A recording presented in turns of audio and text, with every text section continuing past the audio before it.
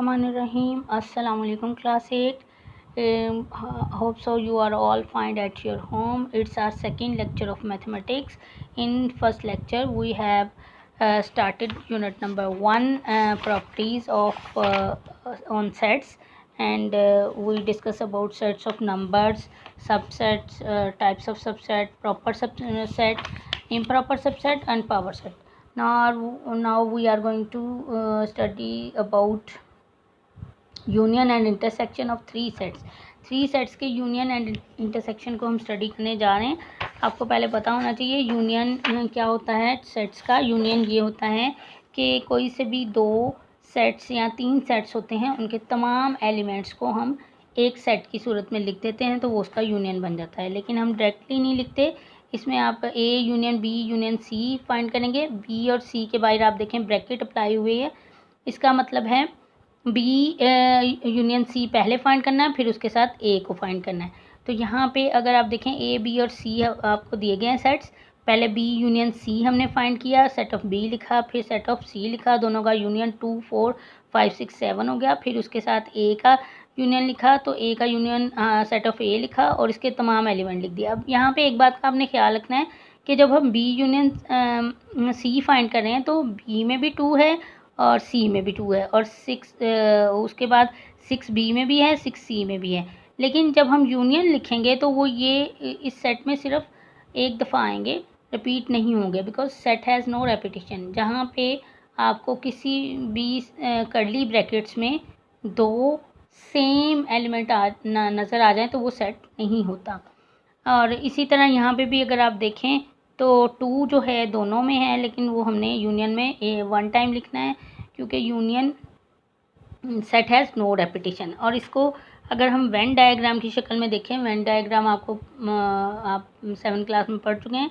Venn diagram क्या होती है, अगर हम सेट्स को डायग्राम की शक्ल में रिप्रेजेंट करें तो ये वेन डायग्राम बन जाती है। इसमें जो सेट्स हैं वो कर्व्स या सर्कल की शक्ल में नज़र आ रहे होते हैं और ये जो रेक्टेंगल है ये यूनिवर्सल सेट होता है। आप देखें सेट ऑफ ए का सर्कल है, सेट ऑफ बी का सर्कल है, सेट ऑफ सी का सर्कल है।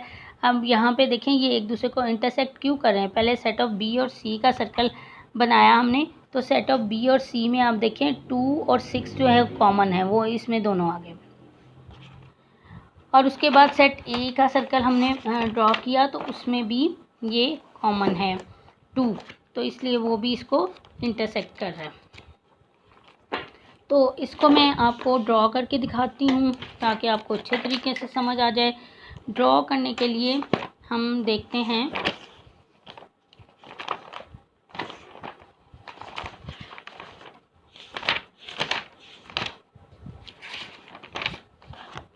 जी, अगर आप हम इसी एग्जांपल को ले लेते हैं। इसमें सेट ऑफ ए है आपके पास 1 2 एंड 3 और सेट ऑफ बी है हमारे पास 2 4 6 और सेट ऑफ सी है हमारे पास 2 5 6 7।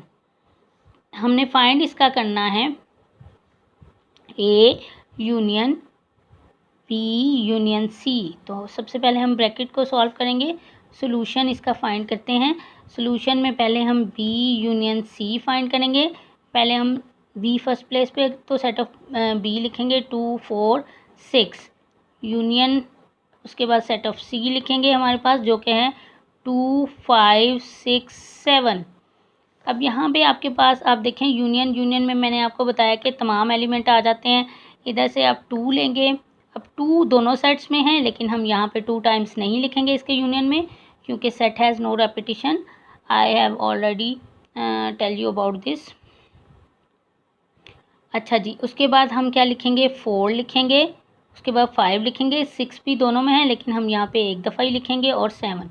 ये बी यूनियन सी आ गया। अब इसका आपने ए के साथ यूनियन फाइंड करना है, A union B union C आ जाएगा आपके पास। तो ये हो जाएगा आपके पास ए सेट ऑफ ए हमारे पास क्या है 1 2 3 और यूनियन लगाएंगे बी यूनियन सी क्या है 2 4 5 6 एंड 7। इन दोनों का यूनियन फाइंड करें, 1 आ जाएगा। अब 2 दोनों में है लेकिन 1 टाइम लिखेंगे, 3 आ जाएगा, 4 आ जाएगा, 5 आ जाएगा, 6 और 7। ये हमारे पास हो गया A union B union C। अब हम इसको वेन डायग्राम की शक्ल में लिखते हैं।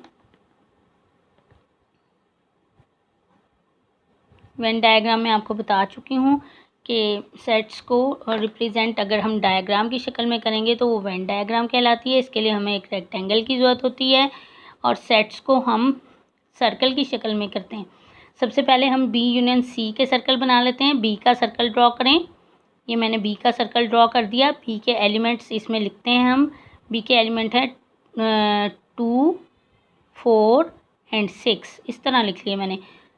अच्छा जी, उसके बाद हम C का सर्कल ड्रॉ करते हैं, लेकिन C में और B में आप देखें, C और B में 2 और 6 कॉमन है, इसलिए C का सर्कल B के सर्कल को इंटरसेक्ट करेगा ताकि कॉमन एलिमेंट देखें इस सर्कल में भी, इस सर्कल में, दोनों में आ जाएं।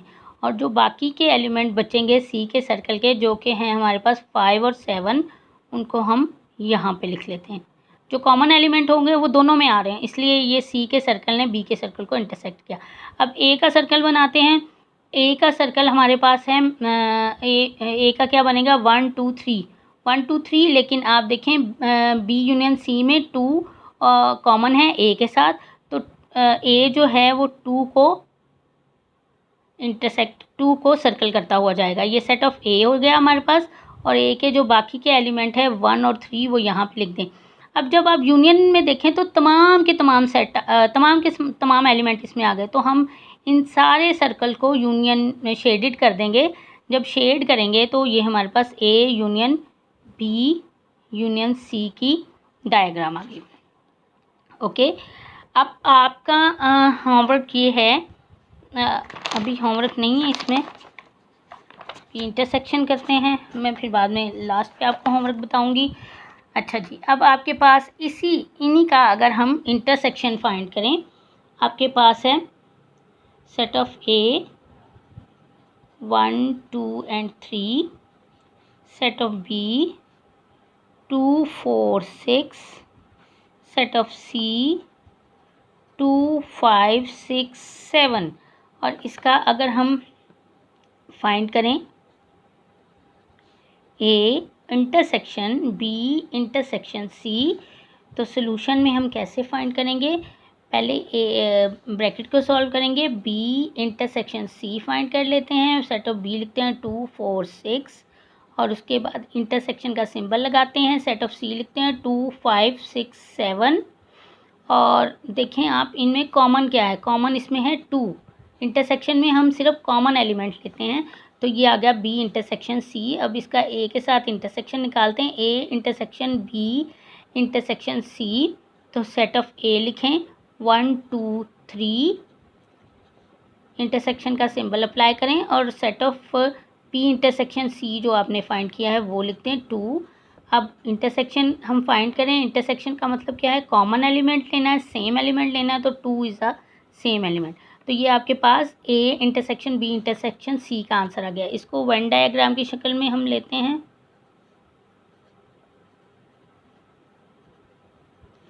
वेन डायग्राम में अगर आप देखें तो रेक्टेंगल ज़रूरी होती है, फिर उसी तरह बिल्कुल वही बनेगी आपके पास।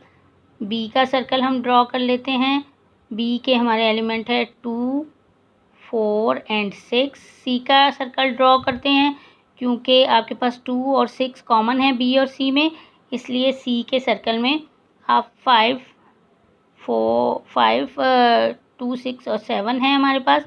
उसके बाद A का सर्कल ड्रॉ करते हैं, चूँकि A कॉमन है 2 में, तो यहाँ पे 2 A के अंदर भी आ जाएगा, और जो A के एलिमेंट हैं 1 और 3 वो यहाँ पे बाहर लिखेंगे, ये C में नहीं आने चाहिए। अब देखें, चूँकि इंटरसेक्शन फाइंड कर लें, इसका आंसर चेक कर लें, 2 है तो सिर्फ हम 2 को शेड करेंगे, तो ये आपके पास आ जाएगा A intersection B intersection C।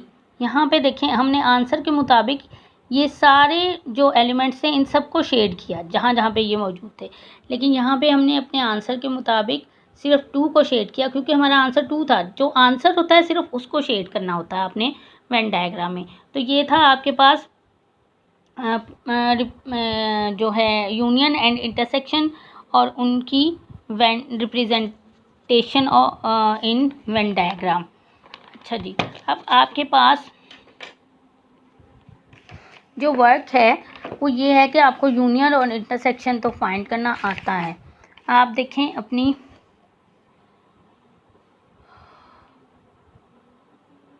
Exercise 1 का क्वेश्चन नंबर 6। क्वेश्चन नंबर 6 में हमने सिर्फ यूनियन एंड इंटरसेक्शन फाइंड करना है सारे पार्ट्स का, और आप होमवर्क में क्वेश्चन नंबर 6 करेंगे। क्वेश्चन नंबर 6 में आपको ABCD ये गिवन है। पहला पार्ट है A यूनियन C, A और C का यूनियन फाइंड करना है। फिर दूसरा पार्ट है A यूनियन D, फिर C यूनियन D, और आपको पता है कि यूनियन में तमाम एलिमेंट आते हैं। फिर उसके बाद अगला भी यूनियन है, अगला भी, उससे अगला जो 6 पार्ट है वो इंटरसेक्शन का, और इंटरसेक्शन में कॉमन लिखते हैं। सिर्फ आपने क्वेश्चन नंबर 6 नोटबुक पे करना है एक्सरसाइज 1 का, जो कि पेज नंबर 18 के ऊपर है। अल्लाह हाफिज़।